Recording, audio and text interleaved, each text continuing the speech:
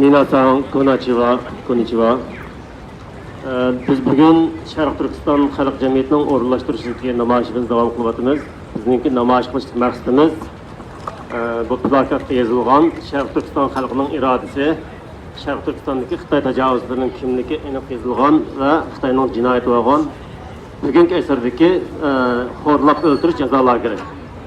Biz bu vaqtda biroz Yaponiya xalqiga ochiqlantirishni maqsad qildim. Biz bugün Şarq Türkistan xalqi vakil bo'lib, Xitoy tajovuzlari tarafidan besilingan davlatimiz Şarq Türkistan. Şarq Türkistan'da insoniyatga qarshi elib borayotgan jinoyatlariga va tajovuzlarga qarshi namoyishimizni davom qilyapmiz. Bizni moddiy ma'naviy jihatdan qo'llayotgan yaponlik barliq do'stlarimizga va yuksak demokratik qimmat qarashning sahibi bo'lgan Yaponiya hukumatiga chin qalbimizdan minnatdorligimizni bildiramiz. Hammaga rahmat. Xitoy tajovuzchilari 1949-yili vatanimizga bosib kirgandan beri asli zamin egilib bo'lgan Sharq Turkiston xalqini har turli bahon sabablar bilan qorlab tutqun qilish, xo'rlab o'ldirish, organ atkazchilik qilish va planliq tug'ut bahonasi bilan homiylik tushirish qatorliq razil vositalarni qo'llanib, irqiy qirg'inchilik jinoyatlarini davomlashtirib keldi.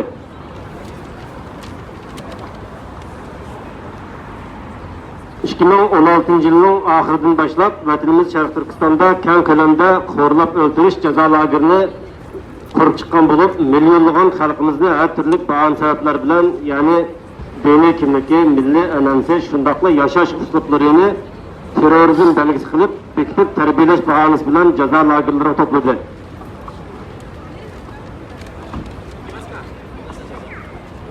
Biz olgan xabarlarga asoslanganda necha million Sharq Turkistonlikni xo'rlab o'ldirib bo'lgan bo'lish ehtimolligi intayin yuqori.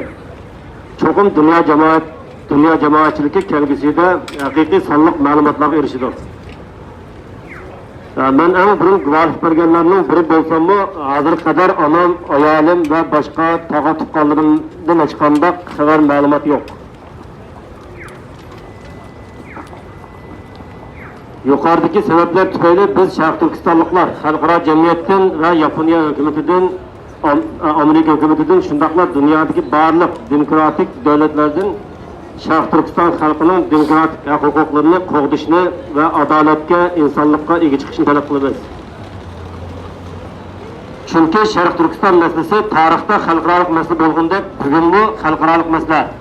Hargiz Xitoy tajovuzlarining ichki masalasi emas. Xalqarodagi Xitoy tajovuzchilarining davlat istihboroti tomonidan chiqarilgan siyosiy o'yinchiqlar da'vatgandek, Sharq Turkiston Xitoy tajovuzlarining ichki masalasi emas.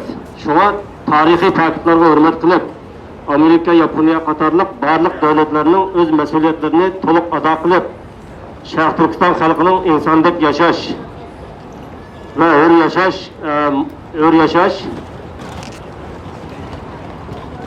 yashashi mustaqil yashash uchun adil maydonda turib, masala tub yildizni hal qilishni umid qilamiz. Hammaga rahmat.